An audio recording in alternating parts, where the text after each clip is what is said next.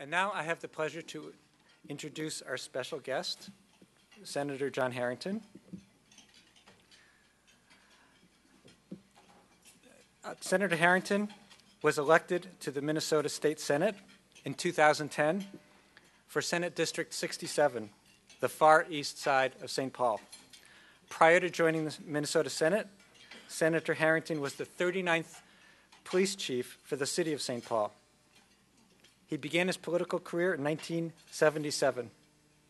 Oh, sorry, his police career. Yeah. Police career. Maybe your political career too. He has been on the faculty at Metropolitan State since 1986, teaching community-oriented policing and gangs.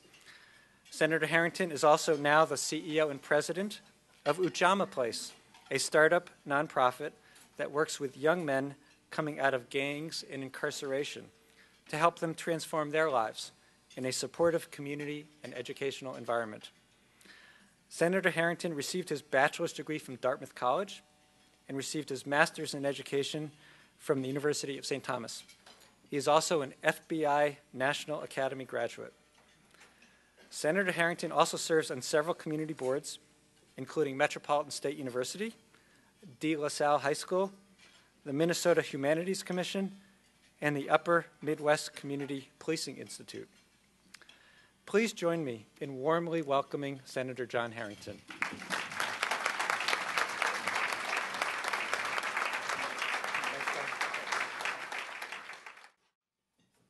For me, working in partnership is not just verbiage. For the latest grant, it is both the measure of success and the means to getting there.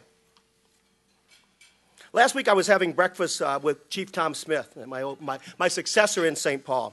And the topic, go figure this, when two cops are sitting around talking to each other, came up. We started talking about violent crime, and in particular, gang crimes. Because back when I was a young sergeant and Tom was an even younger patrol officer, we were responsible for the first gang unit in St. Paul's history, as I was assigned in juvenile. In addition, with my colleague's daughter's recent shooting in Frogtown fresh in our mind, and a civil gang injunction that, for me, what might have been the only thing other than the Viking Stadium that got passed last session,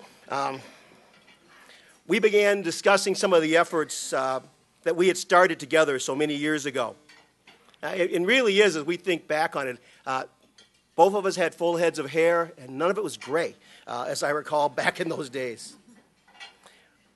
As part of the conversation, we talked about what made St. Paul successful, and St. Paul has been really successful. We've seen an over 50% drop in gang violence over the last 6-7 years. And our success is really keyed to the partnerships that we have formed. It's the neighborhoods, and it's the people, and it's the fundamental understanding of what goes into the life of a gangster that has made us successful.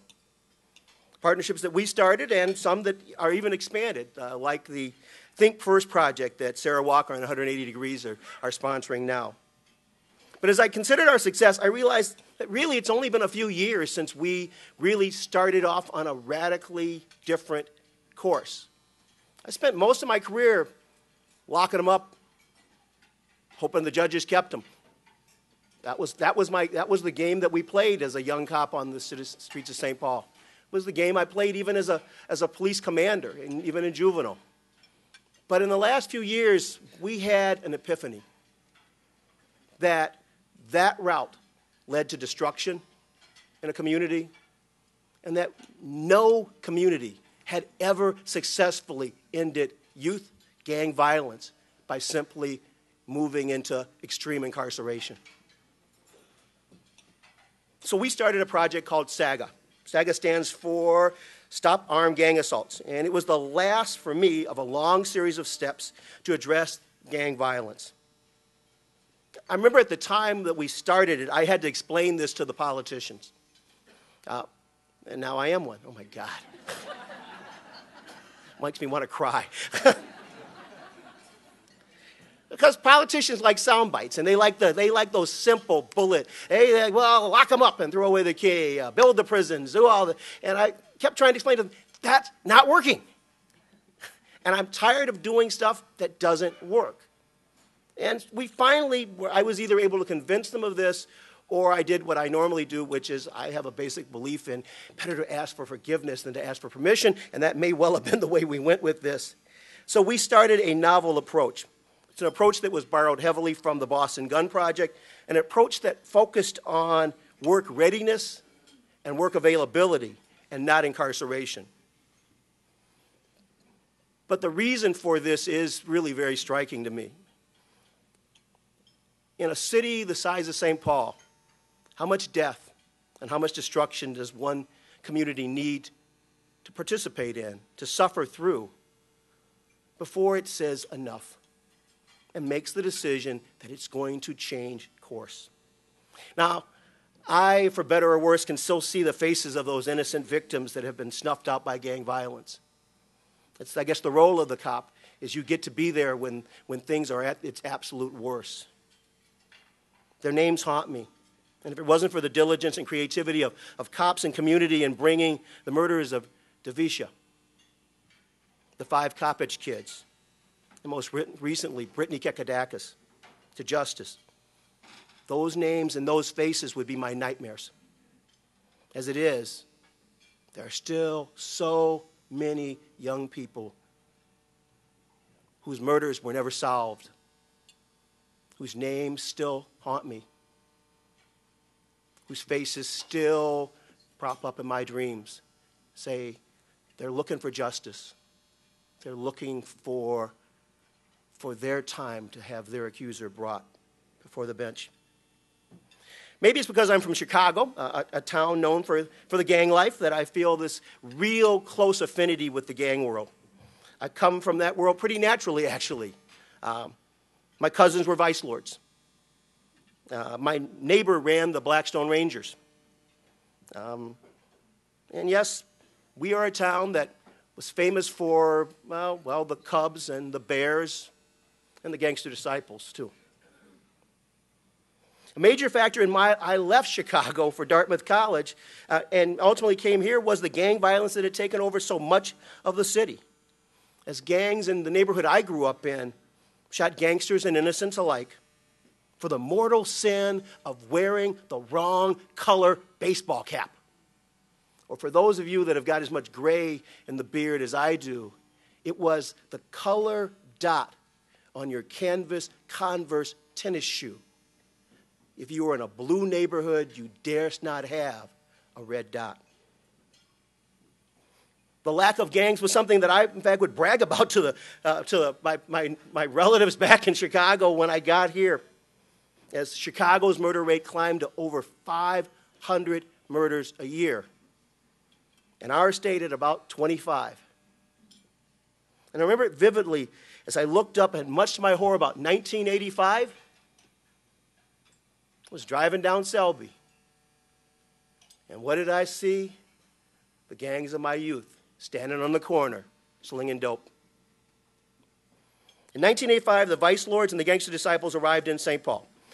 They had been, for years, literally decades, locked in an all-out war for control of dope on the streets and in the prisons surrounding Chicago. Prisoners were being killed. Guards were being assaulted. And the Illinois Department of Corrections made what probably was for them a really good decision.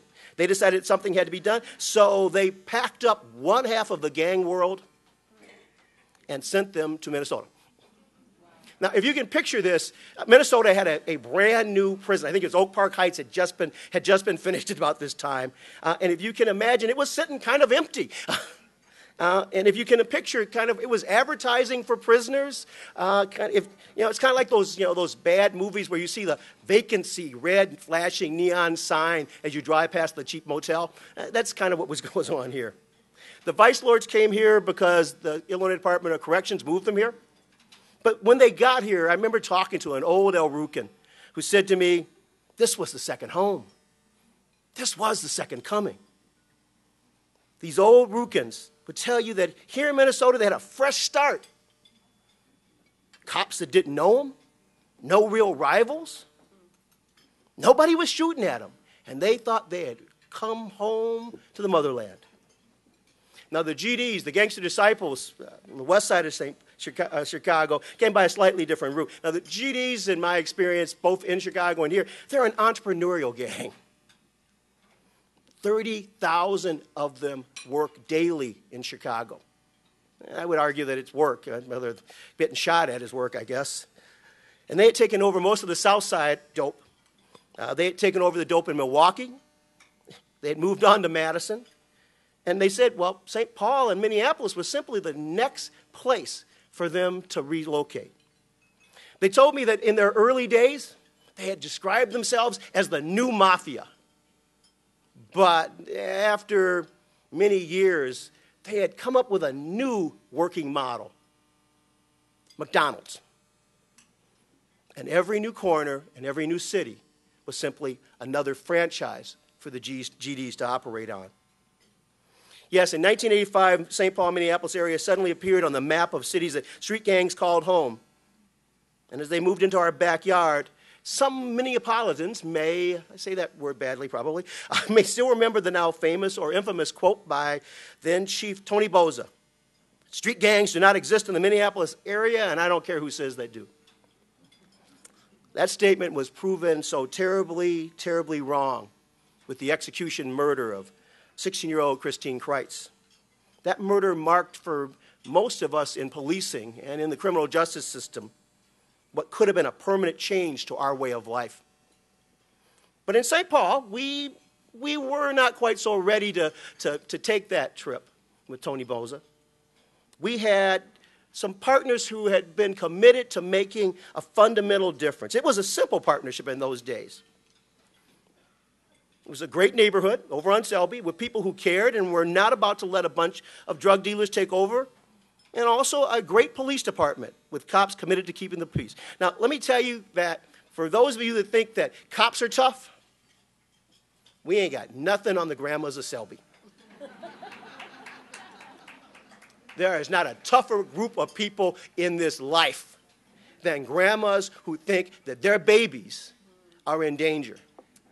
And that's what the grandmas saw. They saw these guys dressed all in red, standing on their corners in front of their houses. And they looked out and with that eye that a mom has for bad things that could happen, said, that's not going to happen here. No, you're just not welcome on my corner. And when they wouldn't leave through persuasion, they called the police department. The testimony that the police department was still their friend, enough that they had faith and trust in us to call us into their houses, to call us with the license plates, to call us with names and descriptions. And I can remember vividly sitting in one of their living rooms. I wasn't one of the beat cops at the time. I was a young copper that just got assigned to the neighborhood. And you would be sitting in there with a set of binoculars, and Grandma saying, come on, sugar, now you eat that last cookie. Now, you're going to hurt my feelings if you don't eat that last morsel. As they stood there with us, watching those streets, calling in the cavalry when bad things were about to happen. There was only 4 cops back in those days, but they were armed with the most important thing that any cop can have, community support. That and a desire to clean up their neighborhood, but not much else. In a little over a year, those 4 cops and the grandmas of Selby relocated the entire Vice Lord crew to North Minneapolis. Now, Minneapolis has been trying to return the favor for several years, and I warn Chief Dolan or Chief Hartel now, who will be coming in shortly, I have to remind them that St. Paul has a no-return policy. There's no regifting in this at all. So, when I look at our gang problem today, when I look at the violence today, I think we could all use a few more Selby grandmas in play.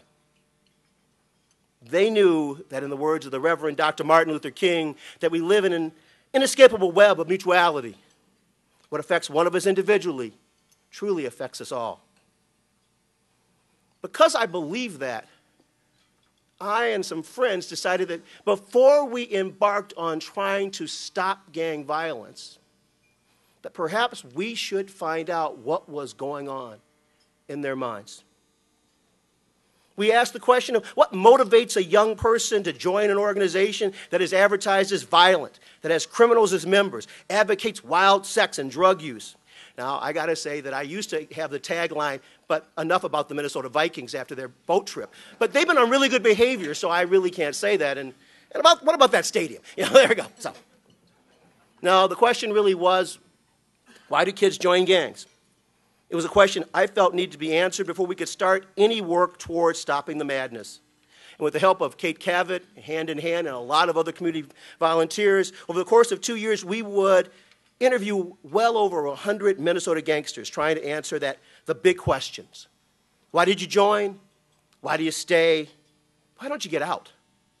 And what we found out was as disturbing as it probably was enlightening. We discovered that far from the simple desire for big money that a lot of my gang investigators would tell me was the motivating factor, the gangsters themselves spoke of 5 needs that the gangs satisfied. A need for safety, a need for love, a need for respect, a need for a cause, and a need for fun. I'm going to briefly walk you through the mind of a Minnesota gangster, with sharing some of their words with you. Safety to begin with. Shepard, a white tiger Hmong gangster from Johnson High School over on the east side of St. Paul, told us about how the gangs provided safety for him. We found Shepard after he'd been involved in numerous fights, including a drive-by. He had been arrested, hiding in a garage, sleeping on a mattress, next to what he then called his only friend, a sawed-off shotgun. The gangs who had talked him into this lifestyle had abandoned him after he started doing some real dirt for them. Shepard said, you had to be in a gang because if you weren't in a gang, they wouldn't help you. It's only one of you and a whole school of other people that intend to hurt you. Safety, we found, means more than just the absence of violence, though. It's also having shelter and food and basic needs met. I remember one kid I met, he was at Jefferson Alternative School when I was an SRO there. He hadn't been to school in about a week, so I went out to look for him, and I found him in a little apartment down off of West 7th Street. He was sitting there, asleep in a chair. Cute. I mean, picture a 15-year-old kid, mittens, hat, boot, sitting in the chair, just nodded off. It's now 10 o'clock in the morning, and I knock on the door and go on in to talk to him. So I woke him up, and I remember him telling me that his mom was on the pipe. Mom was, and I think still is, a crack smoker.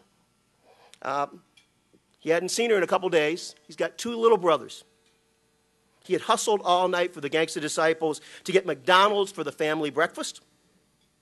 And he got his 2 little brothers off to school that morning. And then he said, he just sat down. This young man was all of 15 years old. He's raising himself. He's raising his little brothers. So he's raising his mom. And he asked me a really good question. What more did I expect out of that 15-year-old? I didn't have an answer for him. But one gangster mom that we interviewed, a gal named Sue, she had a pretty good answer for me when she said, these little boys have other things on their minds besides did they finish their math homework. If you're worried about your 4 or 5 little brothers or sisters, your moms who smoked out to take care of them, and these little boys think it's their job to take over because their parents are slipping. Imagine the partnerships that we need to provide real parenting and real love for these little boys.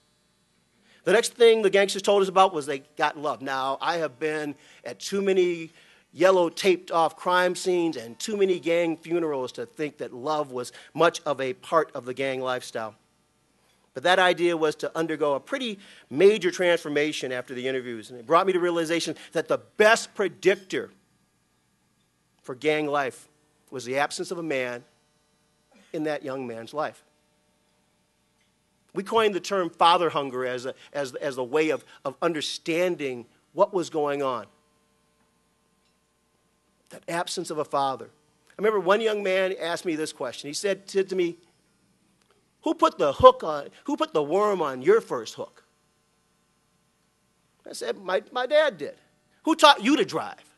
Well, my dad did. That young man, the OG, the original gangster, the gang leader, took him out fishing. He took him to his first ball game. He took him driving. And that young man was looking for a daddy, and the gangs found him one. Love is a pretty amazing phenomenon in the gang world. Boys and girls, doesn't seem to make any difference. They both crave it. Remember April, she was a little rolling 60s Crip girl that was in one of my other schools. Now, April is not your attractive child. She's not going to win America's Next Top Model or the Tots and Tiaras competition at all. She's a rolling 60s Crip girl. She's EBD. She's got the scars to show that she's been in probably a dozen fights at this time. She swore like a sailor. And I walked in one morning to a love triangle, apparently, that I didn't know that was going on in my school. April had been dating a GD boy, and the GD girls in the school took offense to that. And so I got April in the middle of two GD girls fighting it out. And nose is busted, clumps of hair missing, not a pretty picture. We pull April out of the pile. I'm trying to walk her back to where we can get her to calm down. I'm really thinking, I'm going to get blood all over my uniform. This is really going to be a bad day. April tosses my hands off, spins around to the assemblage, because all the kids in the school are now out in the hallway. Says, "Where's my love?" And I'm thinking, love? I want a hazmat suit and some bandages here. I don't want love. No. You would have thought she was Rudy or Rocky Balboa, the way the Crips crowded in around her. They showed her love, something that nobody else did. The gangs told us that respect was a key to so much in their world. It was what most of the violence stemmed from. It was rarely turf, except that turf was a mark of respect. One native gang member told me that with just a tattoo, he could get people to fear him. That and his reputation often preceded him because he had that rep for being ruthless. How do you develop self-respect? Education becomes a key component to this. Now, finally, last to this, many of the gangsters noted that being in a gang was both inspirational and fun. I got the inspirational part a little bit, but it seemed like a rare combo pack. But we figured out a partnership that would work with that. I want you to envision, if you will, the high ropes course at the YWCA, or the YMCA. I got a blood 100 feet in the air, and I got a Crip holding the rope. That's fun. Fortunately enough, I've also got a member of the God Squad standing by with that Crip on the ground, holding that rope to make sure he doesn't just let go of it. Perhaps it was the last shooting, one of the last shootings in my tenure over at the M&H station, or the impending return of the GDs from Operation Sunrise, that brought me back to think that I had to go beyond incarceration and onto SAGA if we were really going to be successful. The M&H shooting was like so many other shootings that we'd had. Cold, dreary night, call that chiefs of police get all too often. Shooting with multiple victims at this particular location. I arrived, I got inside the yellow tape, and it was pretty clear what had happened here. The suspects had walked up to three people sitting in a car. They opened fire without warning. They shot the gang leader, shot at him and grazed him. They shot the driver in the legs, and they fired one last round as they were walking away. And it lodged behind the ear of a beautiful 16-year-old young lady and killed her instantly. She was a friend of the target. She wasn't a gangster, but she was dead and gone by the time I got there. But what I really remember about that night was the sounds her mom made when she pulled up. It was the sounds of the damned. It's the sounds of a woman who has seen the worst thing in her life. Her baby is gone and is not coming back. From that experience, we began the next phase of this that led me to where we are today. We started asking some new questions. Instead of how or why, we started moving on to the how. How can we get you to stop, and what would it take? The gangsters' answers, once again, simply asking the source is pretty enlightening. They needed work. They needed housing. They needed an education. They needed a chance. Oh, and they needed a belt. I added that last one. After Tina McNamara, my gang commander, drove up to pick up two of our guys to take them to a job interview, the guys had listened carefully as we had trained them, prepared them for the interview questions, and they walked out proud and ready to go to the interview with their sags. Now, I don't know how many of you have ever tried to shake hands, make eye contact, and answer questions with a future employer. I don't know how many of anybody has ever done that with their pants sitting on the ground. So we invested in belts after that. We answered the questions of the hows and the what would it take in St. Paul through Saga. We got 30 of them jobs. And in exchange for jobs and housing and driver's license and a few belts, we got 24 months of complete ceasefire out of that gang. 24 months, 2 years. That may not sound like a long time, but in a gang world, that's an infinity. Ujamaa Place, which is the new project that I'm working on, has had equal kinds of success. We've been at it for about 18 months, and thus far, we've had, out of that 18 months, no gunplay, no drug sales, no real criminal activity. We are geared towards transforming the lives of our young men. We are partnering to prevent, intervene, and to some extent suppress that gang activity. Using work, we are teaching the discipline of life to these young men. Show up on time, do as you're told, work hard, and good things will follow, we promised them. And thus far, our promises have been met. But work is hard to come by the way. And if anybody here has the Chamber of Commerce or some big businesses on your speed dial, I'd ask you to call them and tell them to ban the damn box. The box on the application that says, have you ever been arrested or have you ever been convicted of a crime, which keeps most of these young men from ever getting even into the door. It is time for us as a community to ban the box. And while we couldn't get it done last year legislatively, God knows we didn't get much done at all, but maybe you can get it done through your relationships and through your partners. It's time for businesses to understand that we are in that inescapable network of mutuality. And if they don't understand it, here's the facts. Every shooting costs, on average, $200,000. Now, since most of the gangs that I know of don't have medical insurance, who pays for that? We do. Every hospital in the metro area is basically providing millions and millions of dollars to free medical services, and they're passing that on to all of the rest of us. Businesses should be concerned about that. Art and Steve have already made the case that says that the $53,000 we spend every year in incarcerating these young men could be better spent employing them. At an average cost per shooting of about $1 million per shooting, tell me that we can afford to keep the damn box on the application, and I will tell you it's time for that to change. This approach is not without controversy, as you can guess. Many people have asked me, why don't we just keep arresting these guys? Throw away the key. And I'll close with this very simple answer. Because in St. Paul, we believe in the possible. The words of Bobby Kennedy, some people see things as they are and ask why. I see things as they could be and ask why not. And I see a world where gang violence is as anachronistic as slavery. Where young men don't shoot young men and moms don't cry the cries of the damned because their baby's gone and will never come back again. Remember that, in fact, a small group of committed individuals can change the world. And in fact, in St. Paul, it already has started that change. But St. Paul is a little tiny place. And we need all of your partnerships and all of your wisdom and all of your connection to change the much bigger world that we live in. We need a world where we can stand hand in hand, cops and community, inspired by the wisdom of the Selby grandmas, the small army of community folks just like you, committed to the promise of making the lives of our city and all our children safe, loving, fun, and gang-free. Thank you.